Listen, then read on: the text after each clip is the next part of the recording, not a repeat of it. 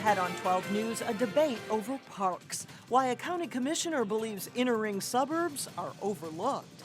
Plus, former hockey rivals unite and catch the eye of a local film crew. They're kind of underdogs. They're in the hardest conference in the state. But first, what was once a vision in Brooklyn Park today becomes reality. 12 News starts right now.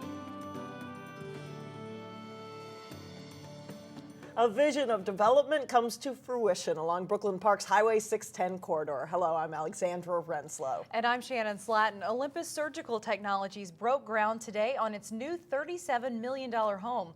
Delane Cleveland was there. He joins us now with more. Hi, Delane. Alex and Shannon, there were a lot of cold yet happy people in Brooklyn Park this morning. And you can credit that happiness primarily to one thing: jobs. In the shadows of the Target campus, construction crews are hard at work breaking through the frozen tundra on the future home of Olympus Surgical Technologies. Because they wanted to be in the ground, as you see behind us, be moving dirt by December 1st. But what on the surface just looks like heavy machines moving dirt Olympus chose Brooklyn Park, Minnesota. actually represents much more to this collection of dignitaries gathered in a nearby tent. And definitely this facility is going to be one of the crucial points for us. Once it's all said and done, this site will be the home of a $37 million, 180,000 square foot research and manufacturing operation. It's a great day for Brooklyn Park. It's a great day for Minnesota. 1, 2, 3. A day made especially great because Brooklyn Park beat out several other cities from across the nation for the chance to build a facility. I mean, that's exactly the strength of Minnesota. That's exactly why they chose Minnesota. Olympus's decision to stay in Minnesota brings more than 300 jobs to Brooklyn Park, including 100 newly created positions. This is what we planned for, and we think there's even more coming. Brooklyn Park Mayor Jeff Lundy has reason for optimism. With the expansion of the Target campus, the extension of Highway 610 to I-94, and the proposed Bottineau light rail line, it's an area that has numerous opportunities for growth. Pretty soon you'll start to see more companies. This is not the end. This is just the beginning, we think. Olympus is moving its operations from Maple Grove. Meantime, the state gave Olympus a $1 million forgivable loan to help fund the project, and the city pledged more than $1 million in tax increment financing to help keep Olympus in Minnesota. And Shannon and Alex, the building should be complete by September 1st, so not too long here. Will be another celebration then. Yes, indeed. Thanks, Delane. The Minnesota Health Department continues to investigate a norovirus outbreak that sickened at least 75 people at a banquet for the Totino Grace football team. The banquet was held last Sunday at the Edinburgh USA Golf Course in Brooklyn Park. Norovirus is a foodborne illness. Health officials say it's peak season for the virus in Minnesota, and they say it's a good reminder for everyone to wash their hands after going to the bathroom and before handling food. An elderly man has died after he was pulled from an indoor pool in Golden Valley. The 88-year-old man was pulled from the pool at Courage Kenny Rehabilitation Institute on Thursday. As we went to air, the victim's name has not been released. 1 year after the Sandy Hook school shooting, security changes have been made at both public and private schools in Minnesota. We're locked at all times, and all the teacher has to do is remove the magnet, and the door automatically locks. At Providence Academy in Plymouth, a magnet in the doorway helps teachers more quickly lock the door. The school also added shatterproof glass in every classroom and upgraded the video camera system at its entrances. They're all changes made recently to be better prepared in the unlikely event that someone intends to do harm. When things like Sandy Hook happen, we have to think that way. We have to think, what would it be like to be required to defend our children, to protect them? The security boosts cost around $30,000. Taxpayers in suburban Hennepin County foot the bill for the Three Rivers Park District, but are they getting enough bang for their buck? And that is the question that's raised by a Hennepin County Board Commissioner who says the inner ring suburbs need more than just trails. When you think of the Three Rivers Park District, a premier park like Elm Creek and Maple Grove may come to mind with its tubing hill trails and swimming pond. But in inner ring suburbs like Robbinsdale and Brooklyn Center, aside from some trails, the evidence of Three Rivers Park spending is sparse, according to Hennepin County Commissioner Mike O'Pat. There just has to be a little more attention paid to the folks that are paying a lot of the bill. As the Hennepin County Board reviews Three Rivers' $34 million budget, OPAT wants to see more building projects in the first-ring suburbs. I'm looking for still a little change in policy or change in philosophy about providing things that matter to the folks in the inner ring. Things that the cities maybe can't provide themselves. A picnic pavilion, a swimming beach, something. We have swimmable waters. We're very sympathetic here. In fact, the entire board has adopted this, as I said, as a higher priority. The Three Rivers Park Board chair says they're focused on bringing equity to the first-ring suburbs, but it's partially a land issue. The 27,000 acres that we have, those are predominantly in the exurban areas. Basically, just move your feet. The Park District's focus now is to bring more programming, like this log rolling class or nature center education, to inner-ring suburbs by partnering with cities and school districts. I think the bottom line is, how can we do a better job of serving the people that are paying for the service that we're providing? And I think that's done in a number of ways, not just simply building new facilities. Despite the concerns, the Park District's budget was approved by the Hennepin County Board. A young Plymouth girl got a special behind-the-scenes look at the police and fire departments. Sophia Barmash has autism, and her condition kept her from attending the Plymouth Fire Department open house back in the fall. Deputy Chief Kip Springer met with her family privately to give them a tour of the station. This week, Sophia came back to meet K9 dog Stryker. These one-on-one meetings worked better for Sophia because she is sensitive to large crowds. It's about the public education, it's about the PR, and it's, to put a smile on a kid's face, that's why I'm here. With this new partnership and friendship, we're hoping to bring these opportunities to school and be able to have a special event for the children at school. Sophia invited Stryker to come to her school and meet her principal and classmates. She would be pretty popular for arranging that. Coming up, once rivals are now teammates. A local girls hockey team is the subject of a new documentary. And then later in sports, Maple Grove tries to knock off Elk River in a Northwest suburban boys hockey battle. But first, a little light snow is on the radar in your weekend AccuWeather forecast.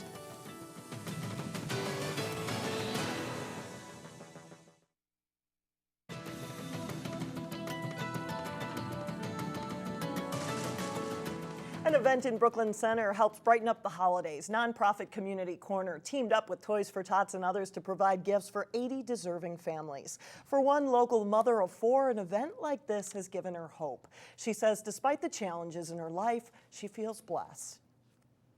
You know, for the kids, Christmas or a time like this is a time of gifts. And if we cannot provide, we feel we have let our kids down. Thanks to the event, many kids won't feel let down this Christmas. In addition, insurance agent Jeff Moss donated $20 gift cards to each family. For some, it was a bitter pill to swallow when the Armstrong-Cooper girls hockey teams merged 3 years ago. But since that time, the two district rivals have started playing together as a team, and their story has caught the attention of a local production crew. More than anything, I think the kids just wanted to play hockey. Becoming best friends with a rival is anything but easy. Anytime you're dealing with different school colors and what's a nickname and what are we going to look like, and boy, I played against that kid for a while, and all those challenges are there. The Armstrong-Cooper girls hockey team plays in colors that don't show allegiance to either school. They wear black and white. They don't have a mascot either. But this year, 3 years after the teams consolidated because of low numbers, they have a motto: why not us? A lot of it is just believing in yourself. I mean, it's one of the things we talk about is just have confidence in it, and somebody has to win the game. Somebody's got to score the goal, whatever. Why not us? Last season, the team emerged as being much more than an easy win. The Armstrong-Cooper girls hockey team has skated to 5 straight wins. Armstrong-Cooper's offense has come alive during this win streak, scoring 25 goals. Armstrong-Cooper continues to impress. 14 seniors under Coach Kevin Gray hope to take the team further than they've ever been before. We catch ourselves, my coaches, looking at a drill in practice, and I'm like, do you remember when we did this like the first year? And did you ever think we'd be to this point? They're kind of underdogs. They're in the hardest conference in the state. Producer Tim Lewis will be watching to see how the season unfolds. They came together, and they're such great teammates for each other. Lewis is following the team this season and telling their story of teamwork and triumph in a documentary. For many years, they were, they weren't very good, and now they're good. And now they people can't just expect to beat them because they're good. The story goes beyond wins and losses. It's about two rivals united to play as one. We may not win the last game of the year, but it's so much more than that. The production team is looking for funding. If you'd like to donate, you can go through Kickstarter.com. That's a fundraising website. The project is called Why Not Us? And Alex, you can tell they're very passionate. You want to root for them, too. Yes. Root for the underdog, Always right? great to go for the underdog. Coming up, musicians from all walks of life unite in Plymouth for a special concert. But first in sports, a look ahead to a big day of girls hockey. John Jacobson is in next.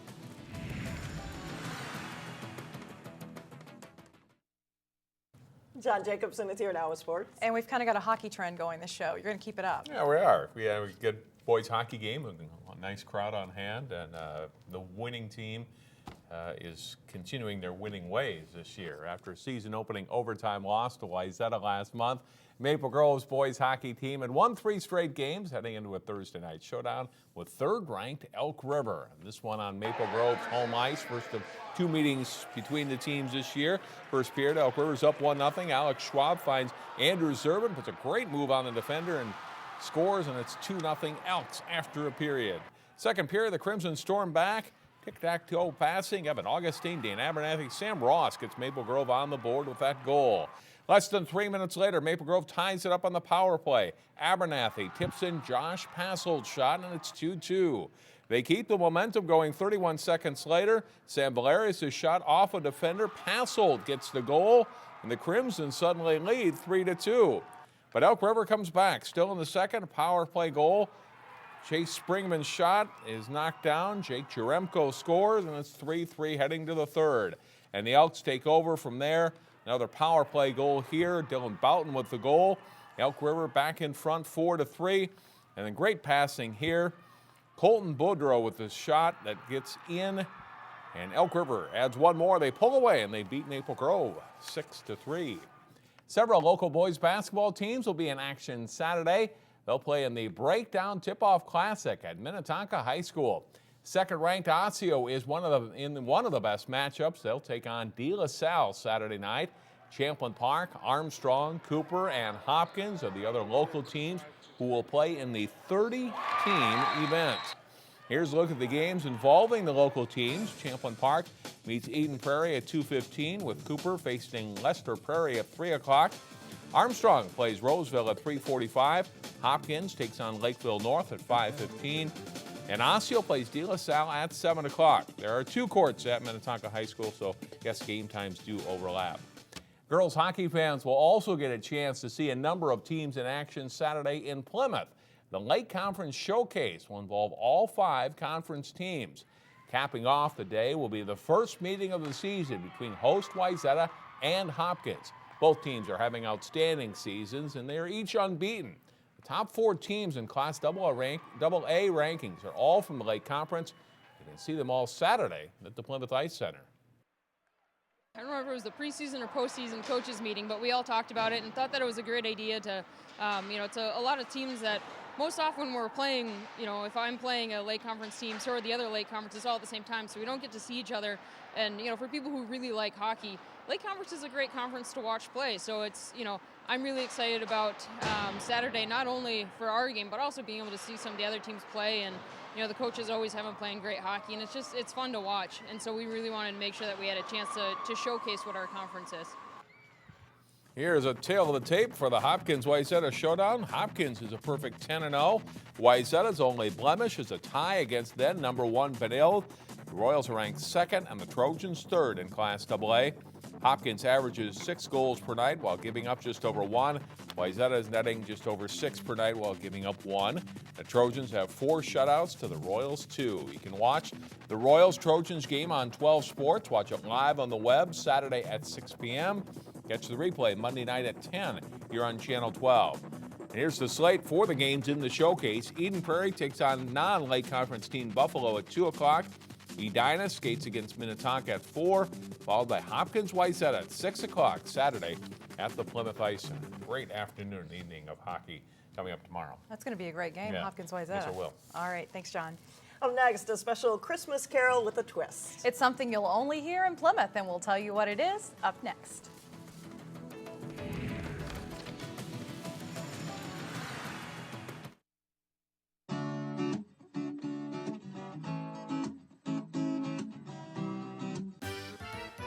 Despite the cold, people are still getting out to see holiday lights. We ran across a tour bus taking a look at this display in Maple Grove. It's in the 6400 block of Glacier Lane. It features Santa's workshop and an elf who is having a little trouble with a ladder. You'll also see an incredible number of lights in the trees. If you love Christmas music, but you're tired of hearing the classics on repeat, you might want to spend Sunday evening at Wayzata High School. The Plymouth Concert Band presents its 9th annual holiday concert, and today's weekend showcase, they promise something you won't hear everywhere else. For 16 years, the Plymouth Concert Band has brought together musicians from all over the metro from a variety of backgrounds. Some of them are, like myself, music educators. And then there are people who are engineers, scientists, in advertising, in the medical field, and a number of professional fields that know that music is a great outlet. It gives us an opportunity to do something that is, for most of us, quite different than our day jobs. So we're here because we love music, and we enjoy being together as an ensemble. These volunteers are accomplished musicians who say they welcome difficult pieces that are exciting for the audience. We're going to play some things that are a little more interesting, a little more obscure, something you might not hear on any other holiday concert this year. You're going to hear from the Plymouth Concert Band. Sunday, they promise a mix of classic carols and traditions with a twist. They'll also feature some special guests, the Maple Grove Jazz Ensemble. They're going to play some traditional swing and jazz music, as well as a couple holiday selections from the big band. The Plymouth Concert Band says its show is perfect for those who are sick of hearing the same Christmas songs on loop on the radio. You know, we're used to hearing a lot of overmanaged, overprocessed, overproduced music in a lot of different ways, and there's nothing like seeing real people playing real music. For Weekend Showcase, I'm Renee Bonneau. And the holiday concert starts at 4 p.m. Sunday at Wayzata High School in Plymouth. Admission is free, so that would be nice to get you in the holiday spirit. A little different than your usual holiday fair, it sounds like. Definitely. That's all the news we have for now. Thanks for joining us, everybody. We'll see you back here Monday. Weekend show is coming up.